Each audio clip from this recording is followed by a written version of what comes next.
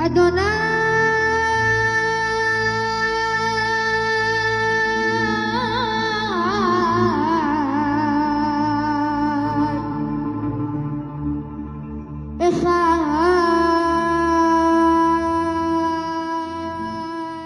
this week, the Foreign Affairs Committee, chaired by John Lahart of Fianna Fáil, heard submissions from representatives of the Jewish community and from the Ireland-Israel Alliance as part of the pre-legislative scrutiny of the Pigs Bill.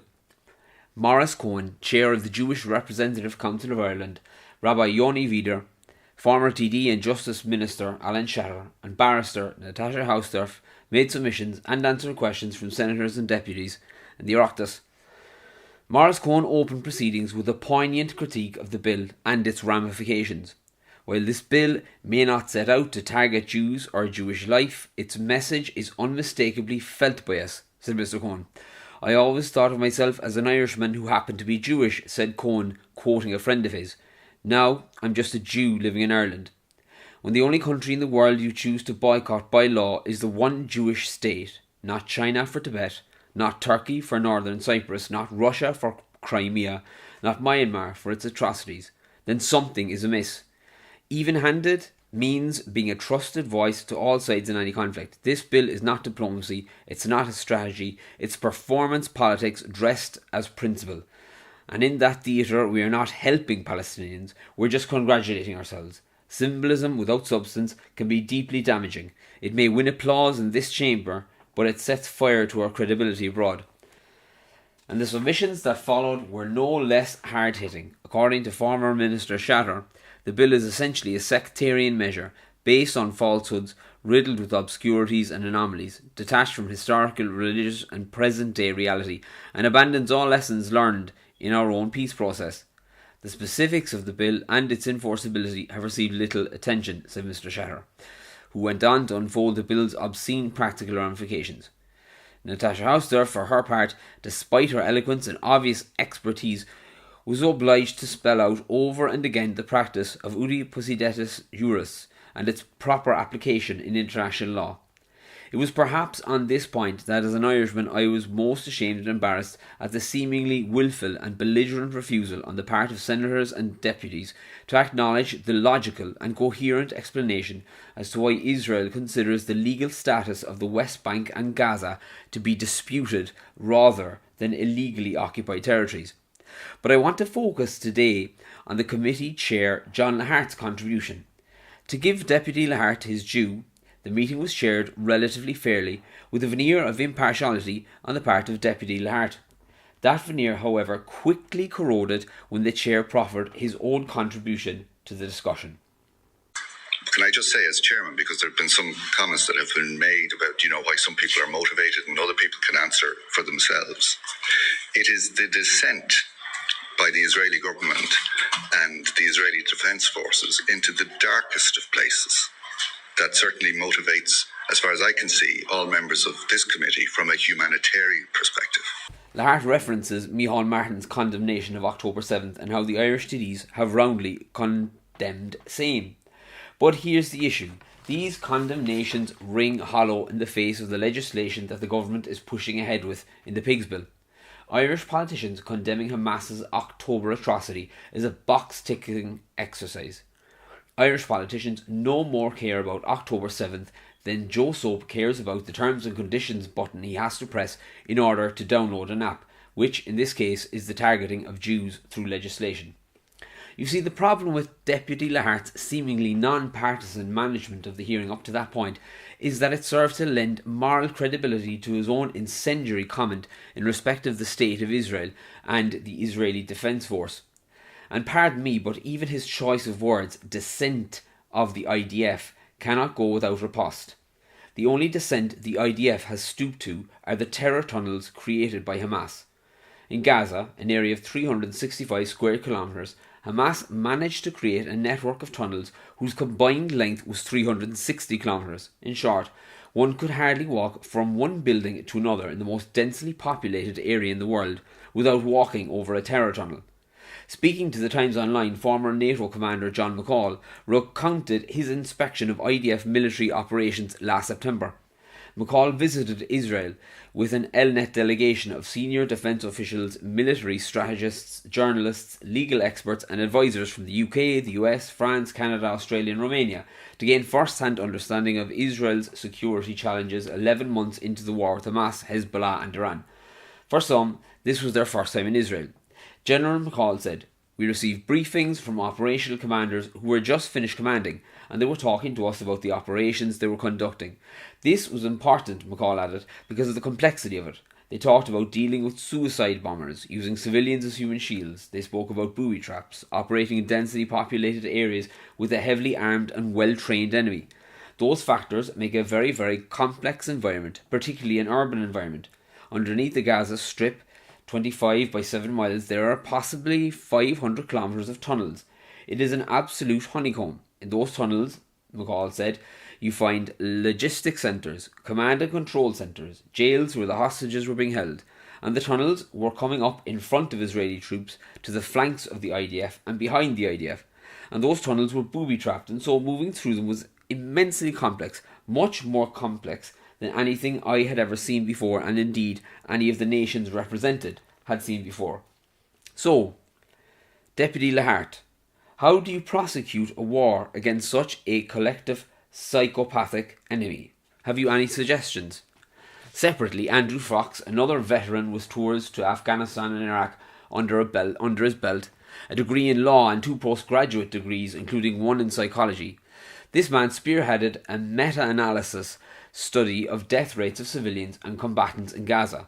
According to Fox, 98% of the media reporting on the war in Gaza quote Hamas as their primary source.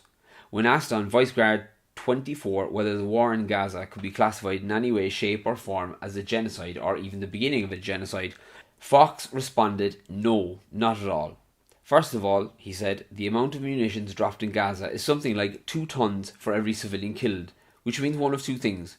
Either the IDF is attempting a genocide and being the least accurate shots in history, or it's that they're following a proper targeting process and hitting targets that are legitimate and proportionate military targets. The reason the civilian death toll is so low, Fox observed, is that in the areas the IDF are fighting, there are no civilians, or indeed very few civilians, and that's because the IDF has taken unprecedented measures to evacuate them from the area. Fox's assessment of the IDF's unprecedented measures are echoed by General John McCall.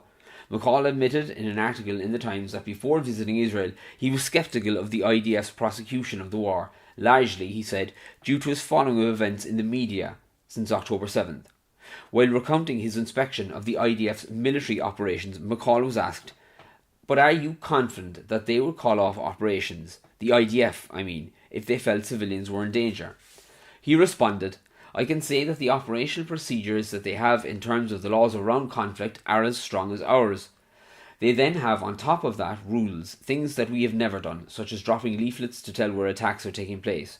What's called knocking, which is to put a small munition on top of a building, to indicate which building is going to be hit, and sending phone calls and indeed texts to areas where strikes are going to happen." McCall went on to say they questioned operational command and asked if they would call off operations if they knew civilians were in danger, and they said yes.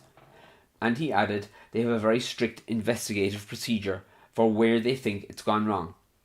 And then there's the problem of Hamas's untrustworthiness in reporting death tolls, particularly civilian ones. On Vice Grad 24, Andrew Fox acknowledged the tragic situation of war, that innocent civilians die. "That is one of the features of war, unfortunately," said Fox. "What we found, looking into the fatality statistics in Gaza, is that there is enough data manipulation to raise real concerns. We can give you a list of people who are listed as being killed by IDF action, who've gone into Israel to receive cancer treatment.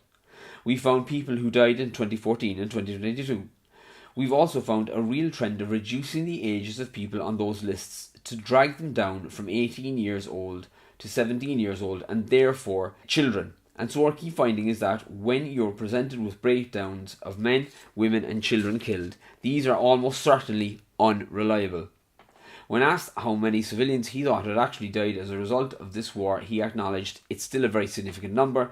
If we take the rough 42,000 that Hamas have listed, 34,000 are named, and they claim they have bodies for them. Obviously, we have no way to verify that. The IDF claimed that 17 to 20,000 Hamas militants have been killed in those numbers, and we found a degree of data that does support that particularly men, particularly in the age of 15 to 50, are indeed dying in much greater numbers than women and children and people who are in the elderly and infant bracket. So basically, combatants, according to Fox, are dying in far greater numbers than women and children, infants and the elderly. I am still waiting to see the descent. But the media aren't the only ones doing Hamas's PR work. There's a host of NGOs doing it too, as Natasha Hausdorff pointed out in a debate with Amnesty International. But what I would propose to do is take what has just been said as the structure to hang my response on it and provide for you an overview, a lens, if you will, to understand why it is that this activity is so very damaging and why it is that you will hear people saying, well, Amnesty International says so, Human Rights Watch says so, Save the Children say so, the United Nations says so, soon even the ICJ and the ICC say so.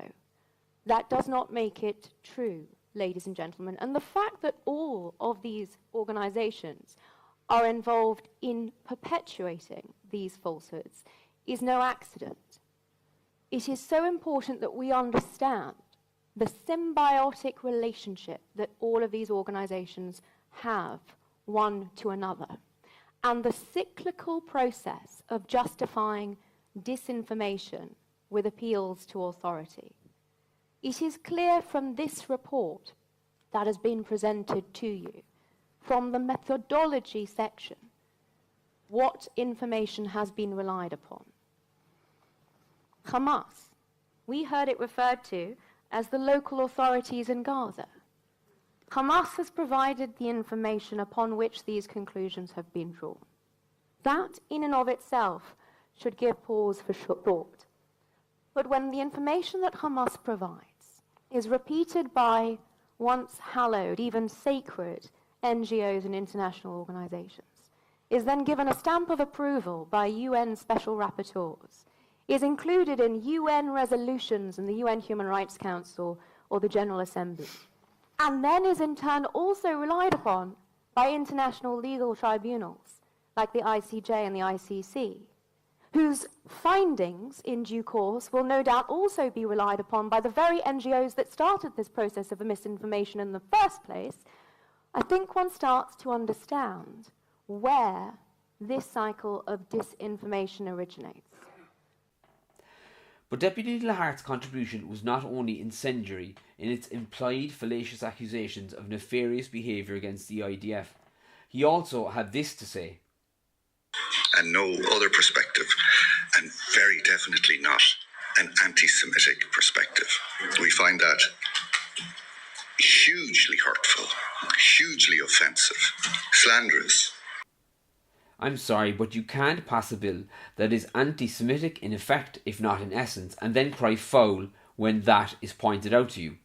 His experience of being offended, though sincere, perhaps, is misplaced. He is hurt, no doubt, but that is because the truth hurts sometimes. It is cause and effect. If you support legislation that is exclusively punitive toward Jews, people will say you are anti-Semitic.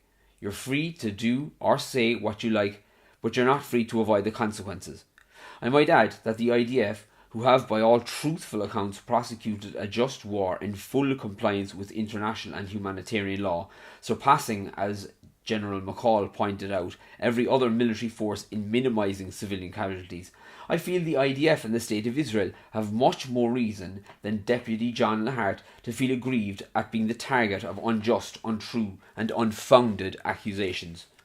To conclude, I confess it was my first time hearing Alan Shatter speaking. I've only heard sound bites of the former TD and government minister, but his ability to answer hard and emotive questions calmly, sensitively and logically was edifying. A recently elected TD, Deputy Brian Brennan, produced the most emotive and intense moment of the debate, causing Captain Impartiality John Lahart to admonish those present on proper decorum befitting the Oireachtas. At the outset of his contribution, he announced he had no intention of saying what he was about to say, but felt compelled to speak out.